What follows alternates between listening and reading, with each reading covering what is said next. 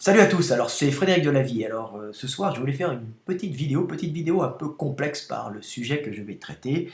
C'est pourquoi les hommes sont-ils attirés par la couleur rouge? Pourquoi cette couleur rouge a une valeur si importante chez les hommes, hein? Parce qu'elle n'est pas forcément prise en compte dans de nombreuses espèces. Alors pourquoi et comment il y a eu cette apparition de là chez nous, chez les grands primates, hein, même avant, hein, chez d'autres animaux, mais particulièrement chez nous, chez les grands primates, chez les hommes, pourquoi il y a eu cette perception du rouge, hein, c'est pas une perception qui est obligatoire chez tous les animaux, perception du rouge qui est fondamentale et qui a une grande valeur chez nous. On voit que les panneaux sens interdits sont rouges, le rouge flash, les femmes se mettent du rouge à lèvres sur les lèvres, hein, ça flash bien.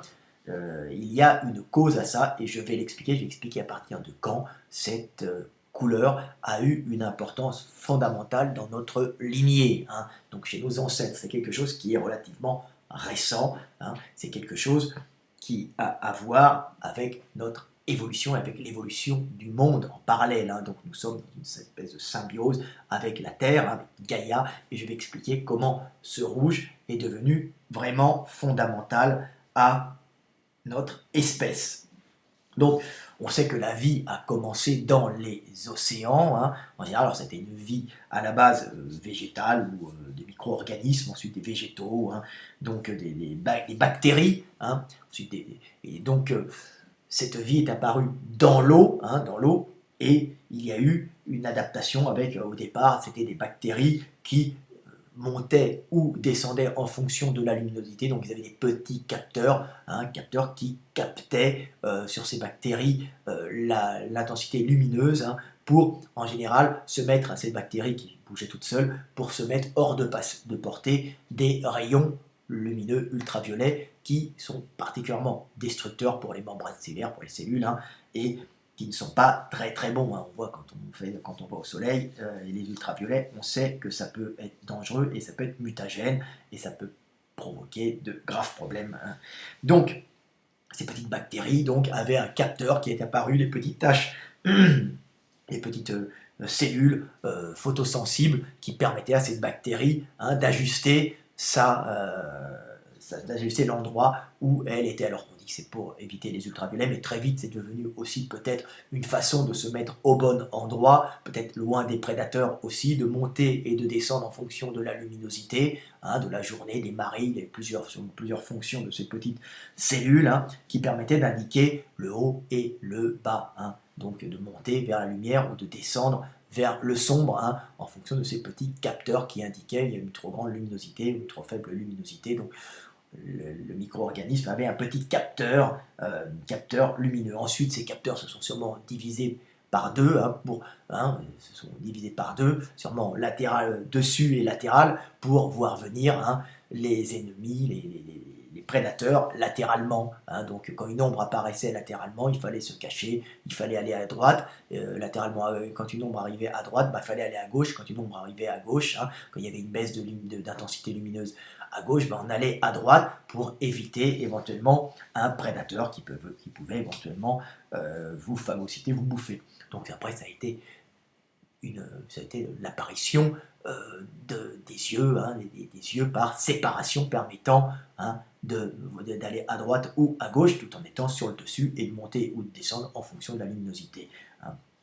Donc c'était très très primitif au départ, hein, très très primaire bien sûr, mais après ça s'est complexifié, hein. Et dans l'eau, alors au début il y avait ces petites cellules, et dans l'eau après progressivement les animaux qui sont dans l'eau se sont mis à capter les couleurs, hein, les couleurs avec leurs petites cellules, les cônes, hein. Alors c'est pour ça que tous les animaux qui vivent, c'est pour ça que les poissons par exemple ont des capteurs lumineux, hein, des capteurs, la vie est apparue dans l'eau, donc on va capter le spectre qui passe dans l'eau. Donc qu'est-ce qu'on capte dans l'eau? Vous voyez que l'eau absorbe très très vite la lumière, hein, donc elle absorbe principalement les UV et les infrarouges. Donc dans l'eau, on va capter le spectre visible, hein, qui va être bleu, vert, jaune et rouge, et on ne captera pas dans les ultraviolets et les infrarouges. Donc c'est pour ça qu'en général, les animaux qui vivent dans l'eau captent dans la zone du spectre lumineux visible sous l'eau, donc sans les ultraviolets et sans les infrarouges. C'est pour ça que quand la vie est sortie de l'eau, elle était déjà habituée, hein, les premiers animaux qui sont sortis, les tétrapodes, à trois, ceux qui avaient des nageoires et qui sont ensuite montés pour éventuellement fuir des prédateurs ou pour trouver des végétaux, hein, éventuellement qui avaient commencé à coloniser le bord de l'eau. Hein. Donc ils sont sortis et évidemment ils avaient ces yeux habitués à la vie, à la vue dans un milieu aquatique, donc une vue sur le spectre visible aquatique, donc le rouge, le jaune, le vert et le bleu. Donc ils avaient des cônes, hein, des petites cellules, des photorécepteurs hein, sensibles à ces couleurs. Donc c'est pour ça que les poissons voient en général, alors ils ne voient pas, les poissons sont en général assez myopes, hein. Il y a plusieurs sortes de vision. Alors on sait que les poissons pélagiques, donc ceux qui vivent au large, en général captent moins bien les couleurs dans le rouge et le jaune, et captent plus les couleurs dans le bleu et le violet, hein, on va dire dans le bleu, le violacé, hein, le vert, le violacé, et captent moins dans les jaunes et les rouges, en général, parce qu'évidemment, au large, ils ne vivent que dans un milieu bleu, il n'y a pas de végétaux, c'était essentiellement un milieu de prédation et de micro-organismes, mais il y a quelques algues, mais on n'est pas près des côtes. Donc on est dans le grand bleu, hein. Dans le grand bleu on est au loin, donc ils sont un peu moins myopes des fois, mais les poissons en général sont myopes parce qu'au loin on ne voit pas. Donc les poissons qui vivent près de l'eau, les animaux qui vivent près de l'eau, près du bord, hein, près des rives, hein, bien sûr, ont en général une capacité à voir les couleurs un peu plus importantes. Pourquoi? Parce que, bon, évidemment, il n'y a pas beaucoup de profondeur, donc le rouge existe quand même, puisque c'est la première couleur à être absorbée, jusqu'à 5 mètres, il n'y a plus de rouge, c'est pour ça qu'on est dans les verts et les bleus, hein, dès qu'on descend. Non, mais près du bord, les poissons, la vie qui a commencé là, captait tout de même le rouge, hein, ils captaient les couleurs visibles. Hein. Donc rouge, jaune, vert, bleu, bien sûr. Donc ces couleurs visibles avaient un avantage énorme, l'avantage de capter les couleurs, c'est que comme l'eau, en général, est souvent trouble et on ne voit pas loin dans l'eau, le fait de capter les couleurs, hein, permettait justement d'optimiser ses chances, par exemple, de se rencontrer entre poissons, hein, et d'indiquer, d'avoir des signes de reconnaissance sur le corps, hein, quand on était prêt, puisqu'on ne pouvait pas voir loin, donc autant faire jouer pour la communication interespèces les couleurs visibles dans le spectre lumineux. Donc on va compenser le manque de luminosité absorbé par le manque de luminosité par l'absorption de l'eau, par une meilleure captation, une meilleure comment dire, on capte mieux les couleurs, hein, puisqu'on ne peut pas voir loin, donc on va compenser le manque de luminosité dans l'eau par la possibilité de mieux voir les couleurs. Donc les poissons qui vivent près de la côte, les animaux qui vivent près des côtes voient mieux les couleurs. C'est pour ça qu'on peut voir, hein, souvent dans les récifs de coraux ces couleurs. Hein, souvent, les poissons ont souvent des couleurs chatoyantes, du rouge, du jaune, du bleu, hein, plein de couleurs qui sont des codes, hein, des codes qui permettent de se reconnaître, de montrer qu'on est dangereux parfois, hein, de montrer d'indiquer des codes entre espèces, hein, pour pouvoir se reconnaître, se reproduire, avertir. Hein. Donc on a souvent des couleurs quand on est un poisson, hein, parce qu'on ne peut pas voir loin, donc on compense, hein, par d'autres signes. Donc c'est pour ça que dans l'eau, on voit mieux les animaux voient mieux les couleurs. Hein. Sauf quand on va dans les grands fonds, à ce moment-là, ils ont plus des yeux habitués au bleu, habitués au vert, parce qu'on perd tout de suite, hein, on va perdre tout de suite dans les grands fonds, hein, on va perdre tout ce qui est rouge, tout ça, hop, et on va descendre dans les bleus violacés. Hein, c'est les dernières couleurs qui arrivent. Alors, les ultraviolets sont bien sûr absorbés, donc on ne capte pas les ultraviolets, sauf que certains poissons captent quand même les ultraviolets par la perception de la luminescence. Hein. Donc il y a des poissons qui produisent de la lumière des fois, hein, et cette lumière peut des fois être réfléchie et créer une luminescence qui ira des fois dans les grands fonds, on s'aperçoit dans l'ultraviolet des fois. Hein. Donc on se retrouve avec des poissons dans les grands fonds qui des fois peuvent communiquer par l'ultraviolet uniquement parce qu'il y a quand même une création de lumière parfois, d'une façon chimique. Et donc, cette lumière permet d'éclairer des fois des motifs luminescents. Donc il y a une espèce de communication, mais c'est assez rare, dans l'ultraviolet des fois, mais c'est par la luminescence, c'est par la création, le changement de couleur après illumination par un processus chimique. Donc, mais c'est bien à part. Donc, on va en arriver à la sortie de l'eau. Alors quand les premiers organismes sont sortis de l'eau, bien sûr, quand les premiers poissons sont sortis de l'eau, sont devenus des tétrapodes, ils percevaient toutes les couleurs, bien sûr, mais ces couleurs n'avaient plus, toute la perception de toutes les couleurs n'avait plus l'utilité qu'elle avait dans l'eau, puisque sur Terre, on peut voir loin, la myopie n'a plus, on est peu, si vous voulez, sous l'eau, on est myope, puisqu'on n'a pas intérêt à voir loin, puisque dans l'eau, on ne voit pas loin en général. Les poissons sont un peu myopes. Sur Terre, c'est l'inverse. On a intérêt de voir plus loin. Par contre, comme c'est très lumineux, on va compenser par une vision des contrastes et on va perdre sur Terre la vision du rouge, souvent, qui était souvent inutile, puisque on était plus dans le contraste. On pouvait se repérer par des animaux plus contrastés grâce à la lumière qui est dessus, une lumière plus intense solaire qui permettait de montrer les ombres et d'avoir une image plus contrastée par une intense luminosité qui permettait d'avoir des ombres plus importantes, donc des contrastes plus importants. Donc on a perdu ce rouge qui n'était pas important, cette vision du rouge, et on s'est retrouvé essentiellement avec des animaux qui percevaient dans les verts et les jaunes, le bleu. Ça n'avait pas une importance importante, sauf sur les animaux qui se sont mis nocturnes, bien sûr, puisqu'on perd toutes les lumières, il reste que, et toutes les couleurs, il reste que le bleu. Donc les animaux ont conservé plutôt des bâtonnets pour voir à la pénombre, mais pour les couleurs, ils ont essentiellement conservé le jaune plutôt et le vert, le jaune et le vert sur le spectre lumineux, plus une bonne perception des contrastes avec des bâtonnets aussi. Mais sur Terre, on voyait mieux loin et on a eu la gamme de couleurs qui est descendue dans la perception. Donc on est essentiellement en cône.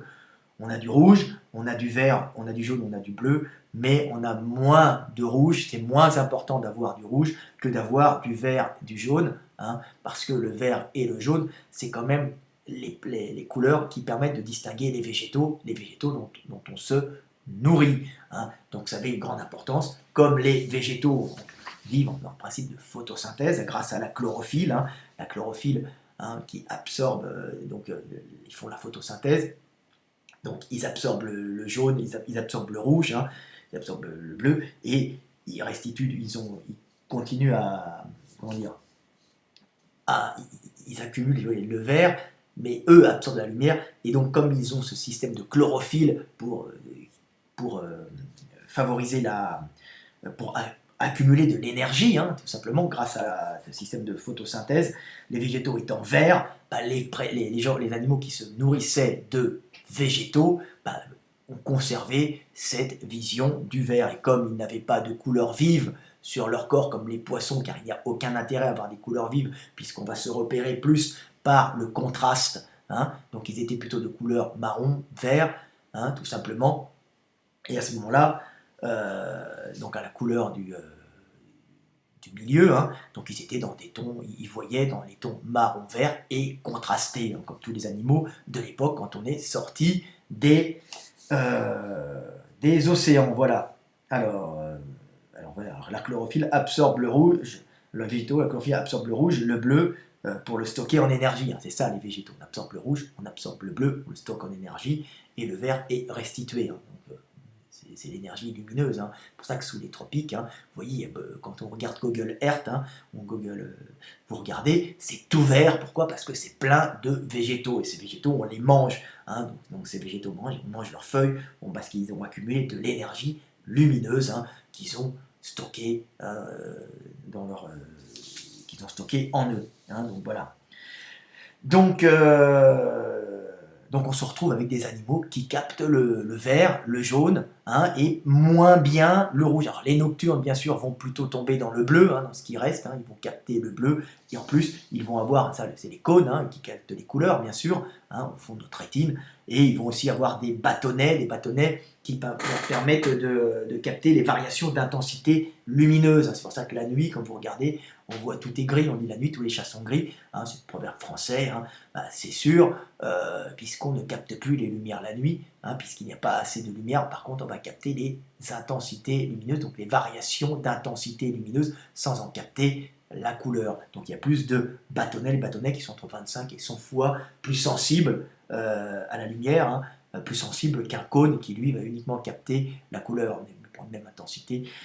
Les bâtonnets sont beaucoup plus sensibles que les cônes qui eux captent la lumière, mais eux ils sont spécialisés le jour pour capter justement les variations de couleurs. Ils sont surtout au centre de la rétine, au niveau de la fovea, pour voir tous les détails et les variations infimes de couleurs. Hein, voilà. Donc, par contre, les animaux nocturnes vont capter plus dans les bleus, hein, vert, bleu, et en même temps avoir plus de captage, une meilleure captation des variations d'intensité lumineuse, hein, par les bâtonnets.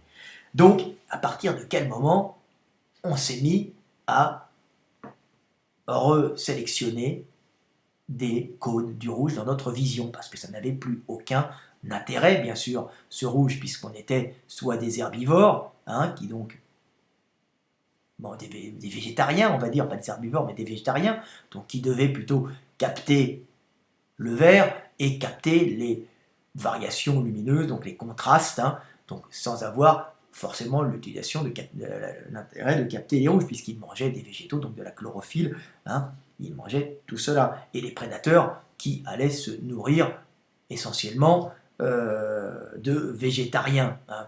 Donc ils devaient capter les variations d'intensité et le mouvement aussi, hein. Les prédateurs captent plus le mouvement, et puis aussi les végétariens captent le mouvement, donc les variations d'intensité, hein, d'un coup à l'autre de la lumière, hein, sur le côté surtout, pour voir quand il y a un danger qui arrive et pouvoir fuir, hein, à droite ou à gauche. Hein, donc il y a plusieurs façons.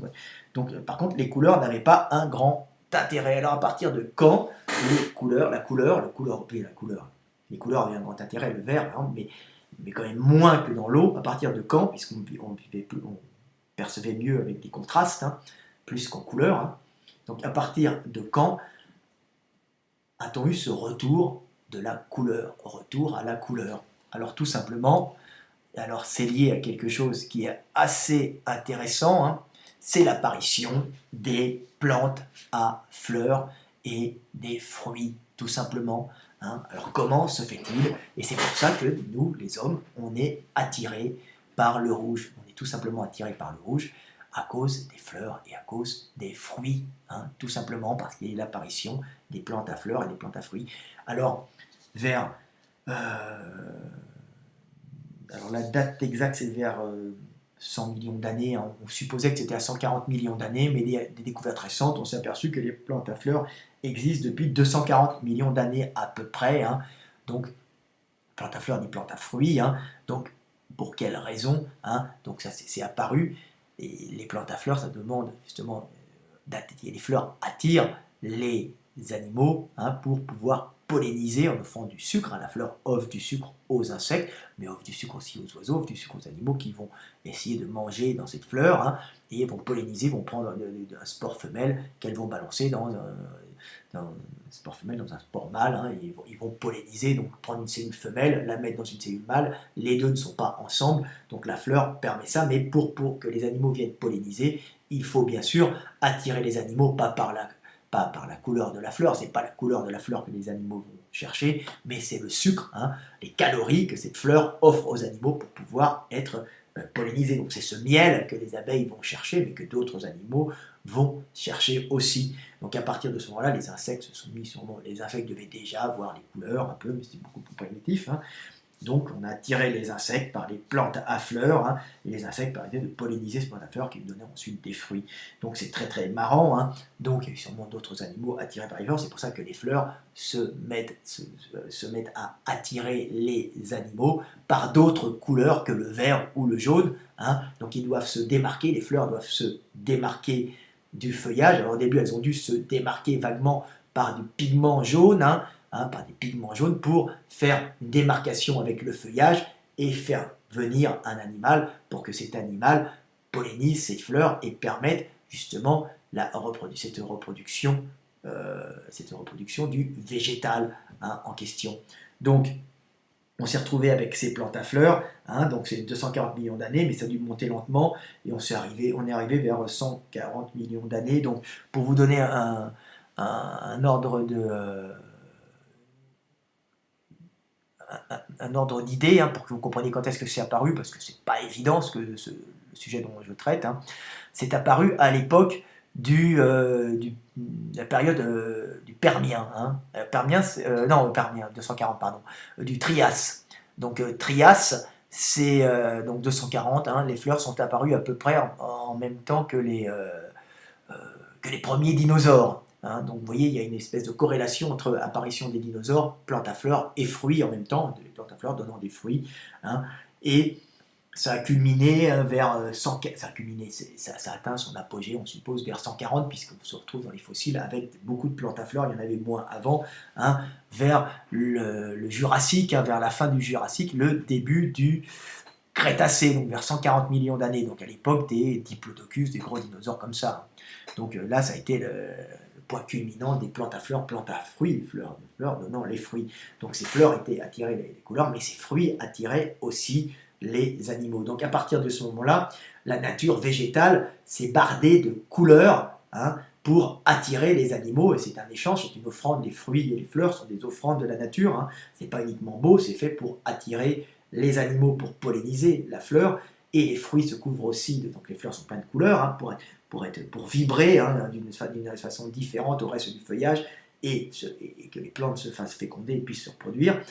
Et le fruit a un avantage énorme aussi, c'est que c'est une bombe calorique, la plante se met à générer des boules, des fruits, ce sont des bombes énergétiques, c'est du sucre, des acides aminés, des colorants rouges, tout ça, qui attirent les animaux qui vont les manger, donc, et qui vont grâce à ces fruits, être en bonne santé, avoir beaucoup de calories, beaucoup d'énergie. Donc c'est une offrande de la nature. Donc, mais c'est aussi une façon d'instrumentaliser, d'utiliser les êtres vivants, les plantes qui utilisent les êtres vivants pour transporter leurs graines un peu partout. Donc les fruits deviennent jaunes, rouges, quand ils sont verts ils ne sont pas bons, qui changent de couleur, et quand ils sont jaunes, rouges, ils vibrent d'une façon différente dans les arbres, on les voit, et à ce moment-là, les animaux sont attirés, vont les manger, sont attirés par le sucre, par l'énergie contenue dans les fruits, les acides aminés, tout ça, qui sont des offrandes caloriques, elles vont manger ces fruits, qui contiennent des graines, et ils vont aller les chier un peu partout, permettant à l'espèce végétale de croître, de se multiplier et de se répandre sur la terre grâce aux animaux qui vont les manger, tout simplement. Donc vous voyez, à partir du moment où les plantes se sont mises à avoir des couleurs, les animaux se sont mis à avoir des cônes qui permettaient de voir ces fruits colorés et ces fleurs, surtout ces fruits. Donc c'est pour ça que les oiseaux, par exemple, perçoivent mieux les couleurs, parce qu'ils doivent, par exemple, manger des baies rouges offertes par la nature. Et c'est pour ça que, par exemple, les vaches, les animaux végétariens, herbivores, qui vivent par exemple dans la savane, comme les gnous, n'ont pas un intérêt énorme à percevoir les fruits, puisqu'ils ne sont pas frugivores. Donc qui va percevoir les fruits? Ceux qui vont la couleur des fruits, donc le rouge, le jaune, le rouge orangé plutôt. Et qui est-ce qui va, et le rouge orangé et le jaune plutôt que le vert jaune, ça va être les animaux qui mangent des fruits. Donc qu'est-ce qui s'est passé? C'est que nos ancêtres, qui étaient des primates feuillivores, donc se nourrissant essentiellement des petits insectivores à la base, des petits mammifères qui devaient manger des insectes, qui venaient manger des végétaux au départ, sont devenus progressivement feuillivores, et nous, on est à la base issus de primates feuillivores devenus frugivores. Donc c'est pour ça qu'on se met à percevoir mieux, que nos ancêtres se sont mis à percevoir mieux le rouge, car le rouge symbolise l'énergie, symbolise la survie et la quête. Donc en même temps, le fait d'être un primate, alors il y a plusieurs sortes d'espèces de primates, il y a des primates feuillivores qui vivent dans la cime des arbres, hein, et d'autres, nos ancêtres, vraiment avant les australopithèques, hein, bien avant, hein, étaient des petits primates feuillivores qui se sont progressivement adaptés au frugivorisme, euh, tout simplement, hein, donc qui ont à ce moment-là, il y a eu une sélection sur les primates qui voyaient mieux les couleurs, parce que quand on est feuillivore, on n'a pas d'intérêt à voir le rouge, hein, la nature est économe. Hein. Donc le rouge est devenu important pour les primates quand ils se sont mis à s'intéresser, à prendre l'option « je me nourris de fruits offerts par les arbres, hein, bombes caloriques offerts en échange, hein, en échange du fait qu'on va chier les graines un peu partout, les graines de ces fruits, qui permettront aux arbres, aux plantes de toute espèce, de pouvoir se répandre, hein, et de ne pas tomber au pied de la plante mère et de mourir parce qu'il n'y aura pas assez de lumière, hein, donc on va le chier un peu plus loin, ce qui permet aux plantes de mieux se reproduire, hein, et de mieux coloniser l'espace. Donc voilà, donc à partir du moment où on est devenu frugivore, on a été attiré par le rouge et notre vue a changé et on a mieux perçu le rouge, et c'est pour ça qu'on a vraiment, nous les humains, une perception du rouge beaucoup plus importante que beaucoup d'autres animaux végétariens ou d'autres, ou les prédateurs qui, eux, n'ont pas intérêt à voir le rouge, puisqu'ils vont chasser en contraste, voir les contrastes, hein, voir le mouvement, et voir les contrastes, voir un peu le vert, c'est pas très important.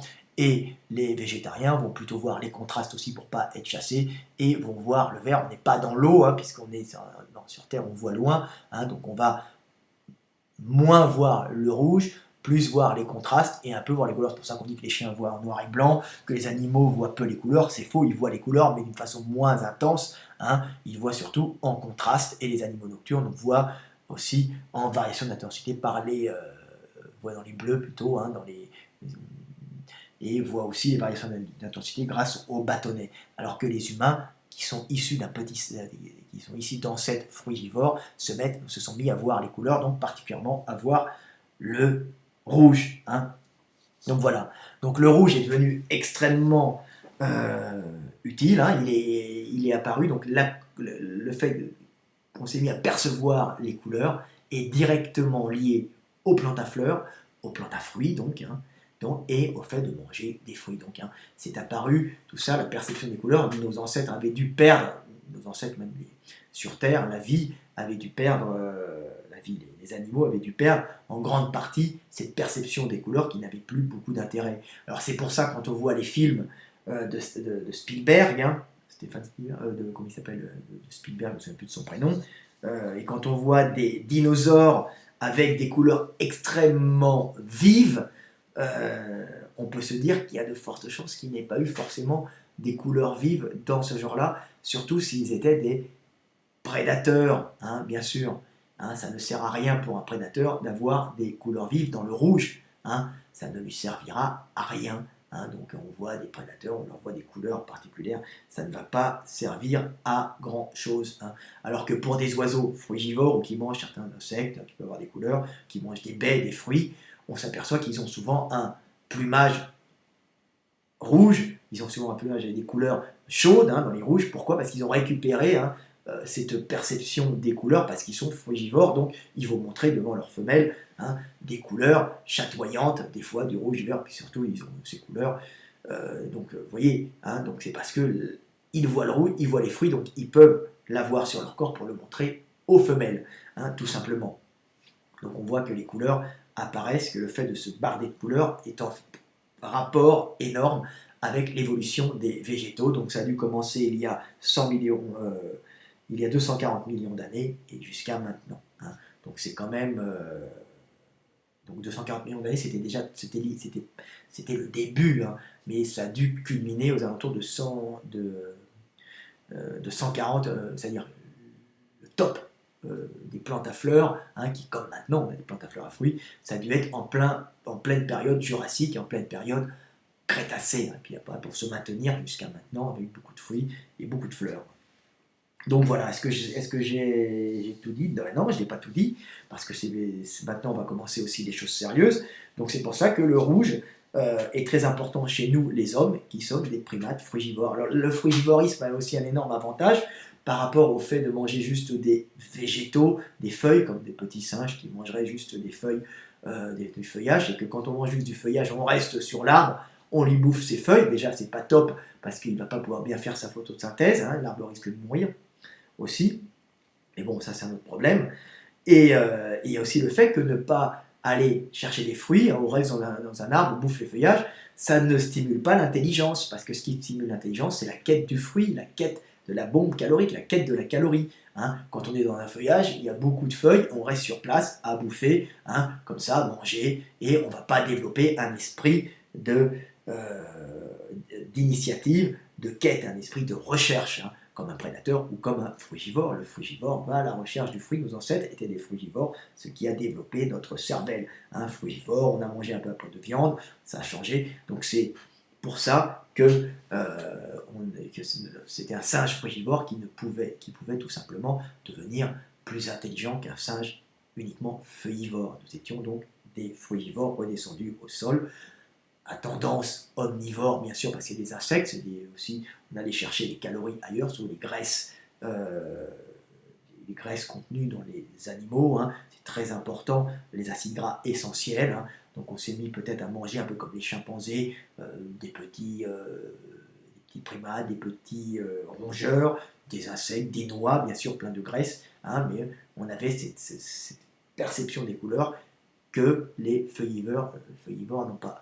Et c'est pour ça qu'au niveau de la reproduction, on se retrouve avec cette valeur sexuelle du rouge très très très importante. Alors très importante chez les singes, hein, il y a fort à parier que nos ancêtres avaient le cul qui rougissait bien, hein, quand nos ancêtres, les femelles, quand elles étaient en période d'oestrus, donc en période d'ovulation, donc en période de fertilité, pour optimiser leurs chances de se reproduire, il y a de fortes chances que leur muqueuse rougissait comme des fruits, hein, tout simplement leur muqueuse, leurs fesses. Hein, donc c'est pour ça que les femelles des singes, hein, de nos ancêtres, devaient avoir un cul qui gonflait, des muqueuses qui gonflaient sous l'effet des estrogènes et qui se bardaient de couleur rouge, hein, très vascularisée, qui permettait d'attirer comme des fruits les hommes. Et nous avons encore cette perception sexuelle, hein, des hommes, encore, qui date de nos ancêtres, hein, sur, bien sûr, le rouge, hein, c'est tout le temps cette passion pour les hommes de regarder, bien sûr, le détail, les femmes, hein, les lèvres, de regarder l'intérieur, les muqueuses, hein, cette attirance qui doit dater de nos lointains ancêtres, hein, qui devaient avoir des muqueuses qui gonflaient. Donc nous, maintenant, si vous regardez, c'est les lèvres de l'homme qui sont rouges, hein, les femmes se mettent du rouge à lèvres, bien sûr, se les font gonfler, hein, bien sûr au silicone, mais il y a cette couleur rouge, on se met du rouge à lèvres pour attirer comme un fruit, pour dire, regarde, je suis fertile, regarde, hein, mes lèvres aussi sont un peu rosées, elles sont colorées, elles sont plus rouges, alors que chez les chimpanzés, les lèvres ne sont pas teintées, chez les gorilles non plus, mais chez les chimpanzés, c'est la fesse qui gonfle. Hein, chez les macaques, on voit les fesses qui gonflent aussi, qui deviennent toutes rouges quand elles sont en période de fertilité, parce qu'elles sont quadrupèdes, hein, ou arboricoles, mais elles ne sont jamais debout, et quand on est debout, bah, le système sexuel disparaît entre les jambes, et la seule façon de montrer sa fertilité, c'est sur les lèvres. Alors on ne les montre plus en période de stress, hein, comme j'ai dit dans mes vidéos précédentes, on les montre en permanence pour montrer qu'on est fertile en permanence, et comme j'ai dit, sexe contre nourriture, avec l'arrivée en savane, donc on échangeait sexe contre nourriture, donc les femelles avaient intérêt à manger, à être nourries en permanence, donc à indiquer cette fertilité sur ses lèvres, hein, sur ce rouge. Donc c'est pour ça que les femmes aiment montrer leurs lèvres rougies, hein, où on les voit sur Facebook, hein, souvent en photo sur les réseaux sociaux, se montrant comme ça. Hein. Hein, bah, vous voyez, même les gamines font comme ça en photo, elles se font un selfie. Hein. Bah, c'est pour montrer les muqueuses gonflées et rouges, hein, rouges que nous percevons nous, parce que nous étions frugivores, hein, bien sûr, et non plus uniquement feuillivores. Hein. Donc si une femme une femme fait un selfie comme ça, et ce n'est du rouge à lèvres, bah, sachez tout simplement, c'est parce que nous avions un ancêtre frugivore, et que ce rouge, nous le percevons, nous les hommes, alors que beaucoup d'espèces, après, ont perdu cette perception du rouge en allant sur Terre, parce qu'ils n'avaient plus d'intérêt jusqu'à l'arrivée des plantes à fleurs. Hein, c'est marrant comme c'est le monde, hein, vous voyez que c'est gaga, tout est en interaction, hein, et que si nous percevons cette couleur, c'est grâce aux végétaux qui nous l'ont fait percevoir pour nous attirer, hein, dans un piège, pour que nous puissions, pour eux, transmettre la vie en chiant leurs graines un peu partout. Tout est lié sur Terre. Alors, est-ce que j'ai tout dit? C'est un sujet complet, vous voyez, c'est plutôt les systèmes que je connais, puisque les dates, hein, bien sûr, mais je vous explique vraiment le système, comment fonctionne la vie. Hein, c'est mon but, hein, pour que vous soyez plus intelligent. Et cette façon de penser, vous pouvez la mettre partout, et vous n'en serez que plus grandi dans cette façon de voir le monde. Vous saurez avant de mourir où vous êtes passé et pourquoi vous étiez là. Alors voilà, variation d'intensité, c'est bon, rouge, ouais, j'ai tout dit. Hein, je récapitule tout le temps un peu, mes petites notes, ultraviolet, bleu, absorbe. Perte de netteté, je l'ai dit dans l'eau. Hein. J'ai expliqué pas mal de sujets assez complexes, hein, si vous remarquez. Hein. J'ai pas mal dégrossi, hein, beaucoup de chercheurs, peut-être j'ai fait quelques petites erreurs des fois, sur la chimie, ça c'est pas mon truc, hein. Mais grosso modo, j'ai bien synthétisé tout l'ensemble et beaucoup mieux que bien des gens. Plante à fleurs, je l'ai dit, les dates, je vous les ai indiquées. Prédateurs, bon, les prédateurs, je vous ai expliqué qu'ils n'avaient pas besoin de voir les couleurs. Hein. Les prédateurs sont souvent nocturnes aussi, hein. Donc ils vont capter bleu, c'est toutes les seules couleurs qui gênent, hein, qui restent, hein, bleu. Les animaux nocturnes, hein, captent essentiellement le bleu et les variations d'intensité. Hein. C'est juste ce qui reste. Hein. Dans les variations, ils voient dans le bleu-vert et dans les variations d'intensité, alors que les animaux terrestres et végétariens, plutôt les herbivores qui ne sont pas frugivores, vont plutôt capter dans le vert, hein, et comme les prédateurs, ils vont capter dans le vert jaune, hein, et dans les variations d'intensité et de contraste. Hein. Voilà. Et dans l'eau, on capte beaucoup les couleurs parce qu'on ne voit pas au loin, donc on voit moins les contrastes et moins contraster l'eau. Par contre, on va essayer de communiquer par la couleur, hein, pour indiquer la peur, pour indiquer la joie, pour indiquer la disponibilité sexuelle, pour indiquer plein de choses. Voilà. Et sur Terre, ça va être différent, puisqu'on a d'autres contraintes physiques. Vous voyez, c'est le milieu, hein, qui génère c'est le milieu qui nous fait, qui nous façonne, et qui génère des contraintes différentes, et on est vraiment lié à la physique du monde. Hein. Et c'est ça qui fait que nous sommes des hommes, que nous sommes des poissons, c'est notre adaptation au milieu. Voilà, je parle dans tous les sens. J'espère que vous aurez compris un peu les choses maintenant, et que quand une fille vous montrera fera un selfie, hein, ou vous fera bisous, hein, vous comprendrez que c'était parce qu'on était des frugivores, hein, attirés par ces bombes caloriques, et que le rouge, hein, le rosé a une importance fondamentale pour nous. C'est la nourriture que l'on doit aller chercher, c'est l'énergie qui nous permettra de vivre, hein, et de transmettre la vie. Voilà. Et de se reproduire aussi. Donc on utilise perception du rouge, hein, pour des choses importantes. Allez, à bientôt, 37 minutes 13. C'était Fred Delavier. Salut!